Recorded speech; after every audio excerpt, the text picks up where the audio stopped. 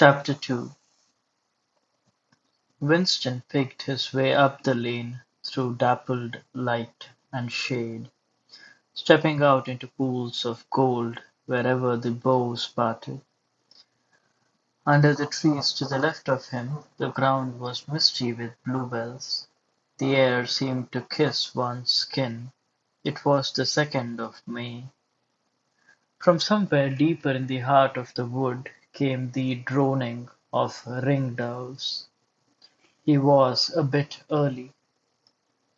There had been no difficulties about the journey, and the girl was so evidently experienced that he was less frightened than he would normally have been. Presumably, she could be trusted to find a safe place. In general, you could not assume that you were much safer in the country than in London. There were no telescreens, of course, but there was always the danger of concealed microphones by which your voice might be picked up and recognized. Besides, it was not easy to make a journey by yourself without attracting attention. For distances of less than 100 kilometers, it was not necessary to get your passport endorsed. But sometimes there were patrols hanging about railway stations who examined the papers of any party member they found there and asked awkward questions. However, no patrols had appeared, and on the walk from the station he had made sure by cautious backward glances that he was not being followed. The train was full of proles, in holiday mood because of the summery weather. The wooden-seated carriage in which he travelled was filled to overflowing by a single enormous family ranging from a toothless great-grandmother to a month-old baby going out to spend an afternoon with in-laws in the country, and, as they freely explained to Winston, to get hold of a little black-market butter. The lane widened, and in a minute he came to the footpath she had told him of, a mere cattle track which plunged between the bushes. He had no watch, but it could not be 15 yet. The bluebells were so thick underfoot that it was impossible not to tread on them. He knelt down and began picking some partly to pass the time away, but also from a vague idea that he would like to have a bunch of flowers to offer to the girl when they met. He had got together a big bunch, and was smelling their faint, sickly scent when a sound at his back froze him, the unmistakable crackle of a foot on twigs. He went on picking bluebells. It was the best thing to do. It might be the girl, or he might have been followed after all. To look around was to show guilt. He picked another and another. A hand fell lightly on his shoulder. He looked up. It was the girl. She shook her head, evidently as a warning that he must keep silent, then parted the bushes and quickly led the way along the narrow track into the wood. Obviously she had been that way before, for she dodged the boggy bits as though by habit. Winston followed, still clasping his bunch of flowers. His first feeling was relief, but as he watched the strong, slender body moving in front of him, with the scarlet sash that was just tight enough to bring out the curve of her hips, the sense of his own inferiority was heavy upon him. Even now it seemed quite likely that when she turned around and looked at him, she would draw back after all. The sweetness of the air and the greenness of the leaves daunted him. Already on the walk from the station, the May sunshine had made him feel dirty and etiolated, a creature of indoors, with the sooty dust of London in the pores of his skin. It occurred to him that till now she had probably never seen him in broad daylight, in open. They came to the fallen tree that she had spoken of. The girl hopped over and forced apart the bushes in which there did not seem to be an opening.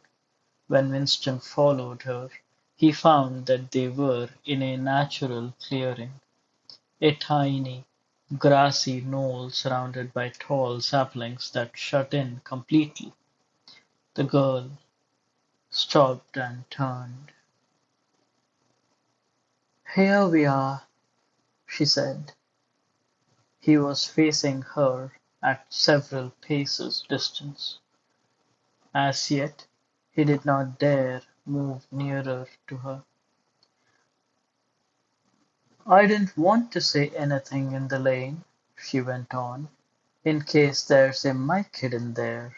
I don't suppose there is, but there could be.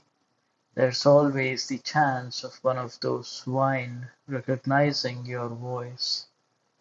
We're all right here." He still had not the courage to approach her. "We're all right here?" he repeated stupidly. "Yes, look at the trees." They were small ashes, which at some time had been cut down and had sprouted up again into a forest of poles, none of them thicker than one's wrist. "There's nothing big enough to hide a mic in. Besides, I've been here before." They were only making conversation.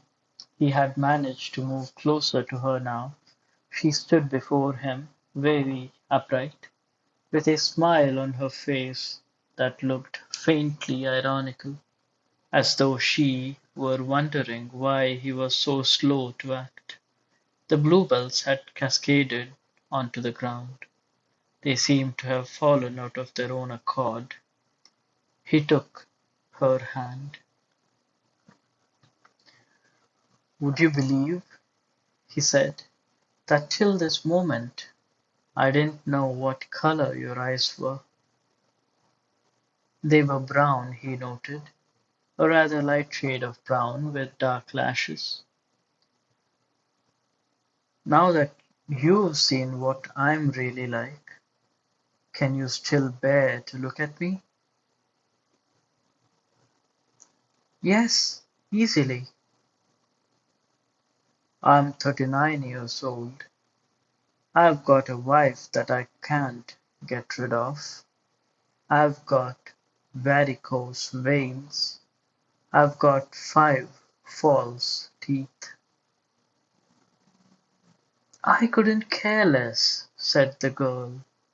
The next moment it was hard to say by whose act she was in his arms. At the beginning he had no feeling except sheer incredulity. The youthful body was strained against his own. The mass of dark hair was against his face, and yes, actually she had turned her face up and he was kissing the wide red mouth. She had clasped her arms about his neck. She was calling him darling, precious one, loved one. He had pulled her down onto the ground. She was utterly unresisting. He could do what he liked with her. But the truth was that he had no physical sensation except that of mere contact. All he felt was incredulity and pride. He was glad that this was happening, but he had no physical desire. It was too soon. Her youth and prettiness had frightened him. He was too much used to living without woman. He did not know the reason. The girl picked herself up and pulled a bluebell out of her hair. She sat against him, putting her arm round his waist. "Never mind, dear. There's no hurry. We've got the whole afternoon. Isn't it splendid, hideout? I found it while I got lost once on a community hike. If anyone was coming You could hear them 100 meters away. "What is your name?" said Winston. "Julia. I know yours. It's Winston. Winston Smith. How did you find that out?" "I expect I'm better at finding things out than you are, dear. Tell me, what do you think of me before that day I gave you the note?" He did not feel any temptation to tell lies to her. It was even a sort of love offering to start off by telling the worst. "I hated the sight of you," he said. "I wanted to rape you and then murder you afterwards. 2 weeks ago I thought seriously of smashing your head in with a cobblestone. If you really want to know, I imagine that you had something to do with the thought police." The girl laughed delightedly, evidently taking this as a tribute to the excellence of her disguise. "Not the thought police. You didn't honestly think that." "Well, perhaps not exactly that, but from your general appearance, merely because you're young and fresh and healthy, you understand. I thought that probably you thought I was a good party member, pure in word and deed, banners, processions, slogans, games, community hikes, all that stuff. And you thought that if I had a quarter of a chance, I'd denounce you as a thought criminal and get you killed off? Yes, something of that kind. A great many young girls are like that, you know.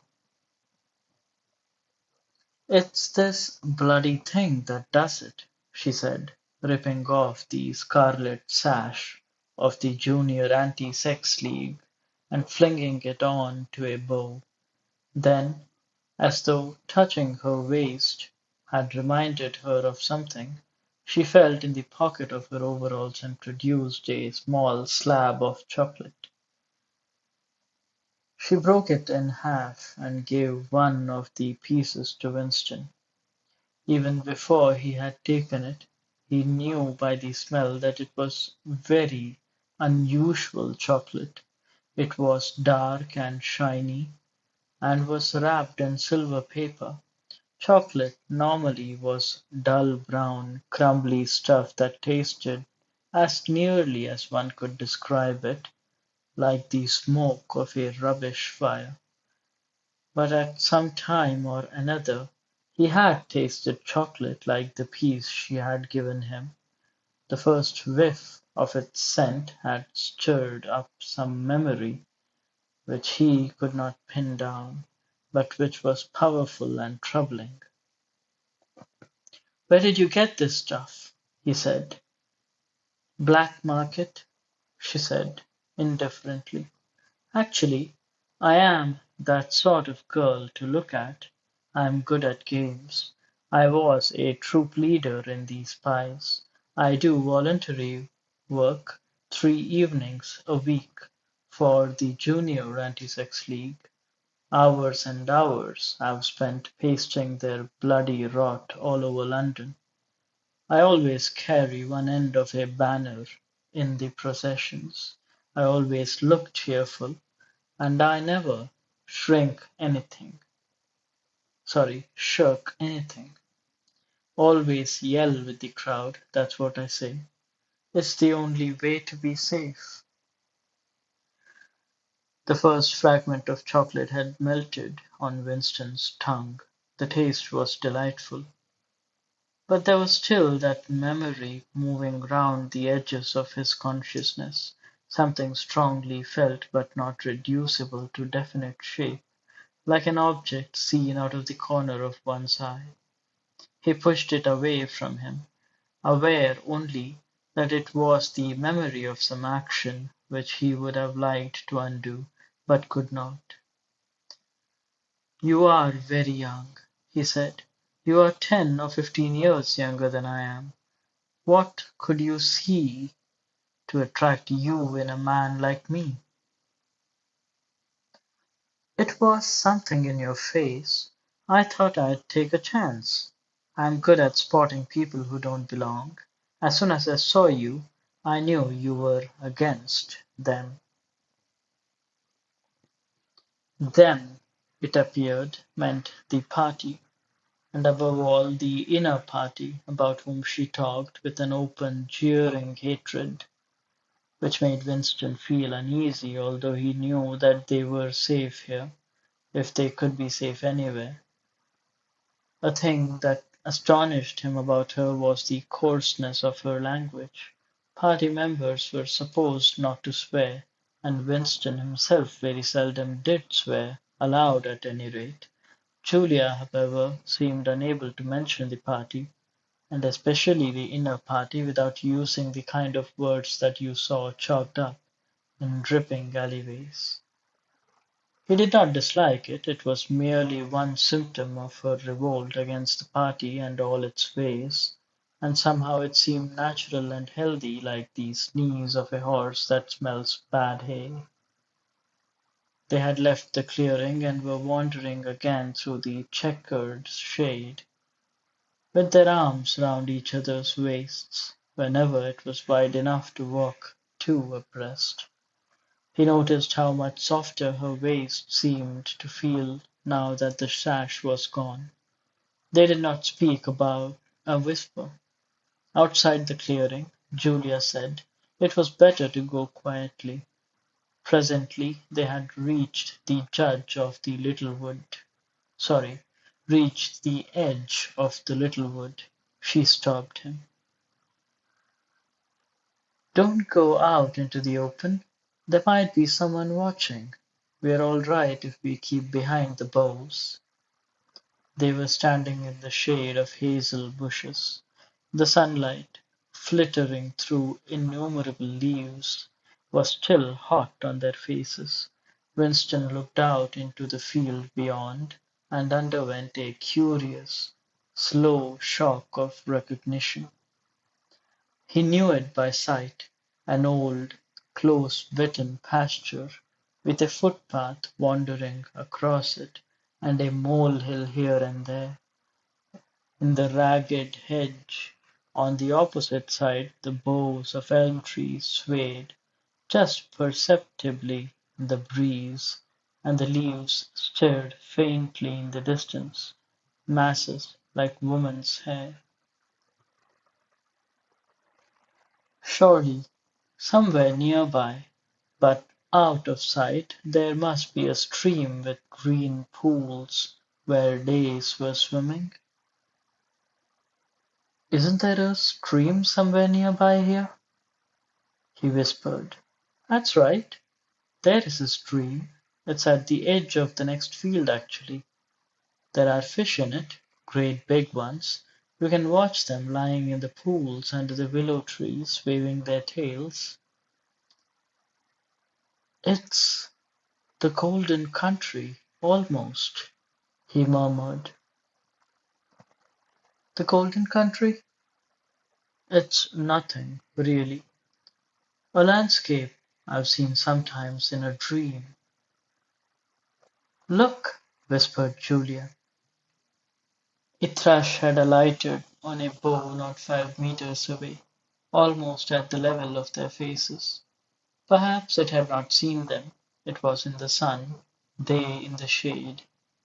It spread out its wings, fitted them carefully into place again, ducked its head for a moment as though making a sort of obeisance to the sun, and then began to pour forth a torrent of a song. In the afternoon hush the volume of sound was startling. Winston and Julia clung together, fascinated. The music went on and on, minute after minute, with astonishing variations, never once repeating itself, almost as though the bird were deliberately showing off its virtuosity. Sometimes it stopped for a few seconds, spread out and resettled its wings, then swelled its speckled breast and again burst into song. Winston watched it with a sort of vague reverence. For whom, for what was the bird singing? No mate, no rival was watching it. What made it sit at the edge of the lonely wood and pour its music into nothingness? He wondered whether, after all, there was a microphone hidden somewhere here. He and Julia had spoken only in low whispers, and it would not pick up what they had said, but it would pick up the thrush. Perhaps at the other end of the instrument some small beetle-like man was listening intently, listening to that. But by degrees the flood of music drove all speculations out of his mind. It was as though it were a kind of liquid stuff that poured all over him, and got mixed up with the sunlight that filtered through the leaves. He stopped thinking and merely felt. The girl's waist in the bend of his arm was soft and warm. He pulled her round so that they were breast to breast. Her body seemed to melt into his. Wherever his hands moved, it was all as yielding as water. Their mouths clung together. It was quite different from the hard kisses they had exchanged earlier. When they moved their faces apart again, both of them sighed deeply. The bird took fright and fled with a clatter of wings. Winston put his lips against her ear. "Now," he whispered. "Not here," she whispered back. "Come back to the hideout. It's safer."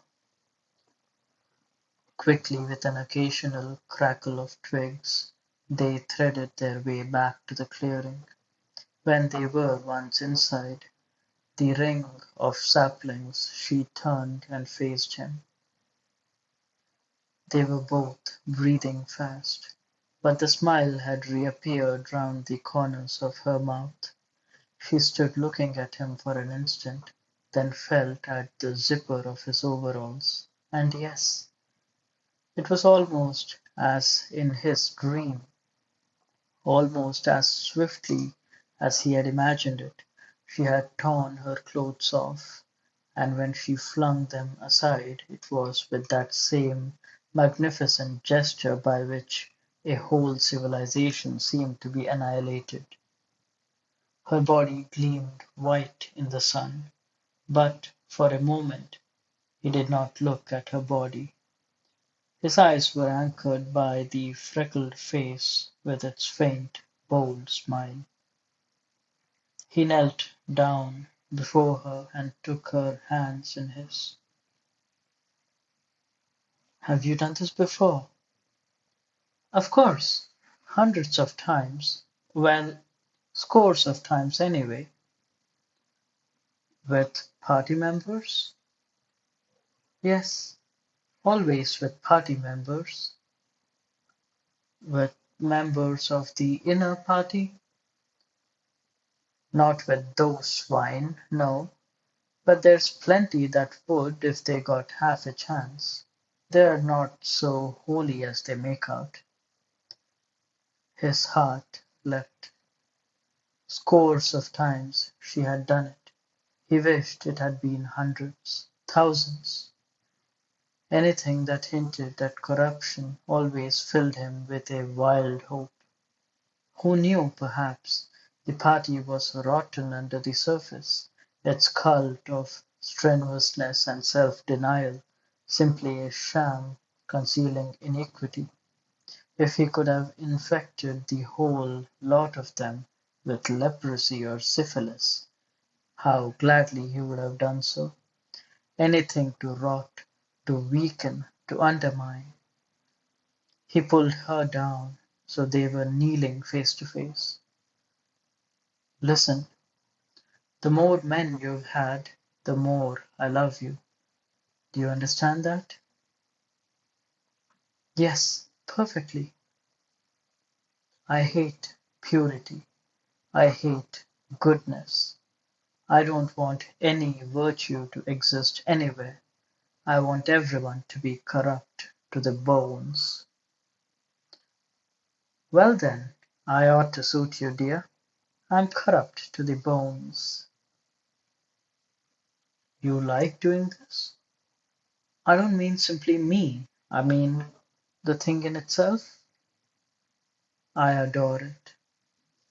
That was above all what he wanted to hear. Not merely the love of one person, but the animal instinct. The simple, undifferentiated desire. That was the force that would tear the party to pieces. He pressed her down upon the grass, among the fallen bluebells. This time there was no difficulty. Presently the rising and falling of their breasts slowed to normal speed, and in a sort of pleasant helplessness they fell apart. The sun seemed to have grown hotter. They were both sleepy.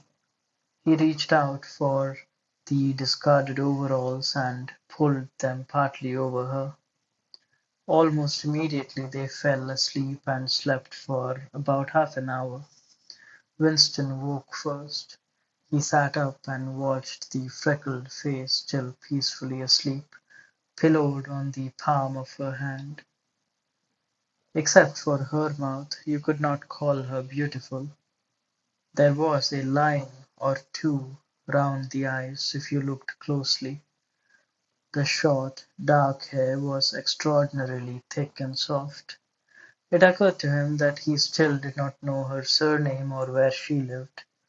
The young, strong body, now helpless in sleep, awoke in him a pitying, protecting feeling. But the mindless tenderness that he had felt under the hazel tree, while the thrush was singing, had not quite come back. He pulled the overalls aside and studied her smooth white flank. In the old days, he thought, a man looked at a girl's body and saw that it was desirable, and that was the end of the story. But you could not have pure love or pure lust nowadays. No emotion was pure, because everything was mixed up with fear and hatred. Their embrace had been a battle, the climax a victory. It was a blow struck against the party. It was a political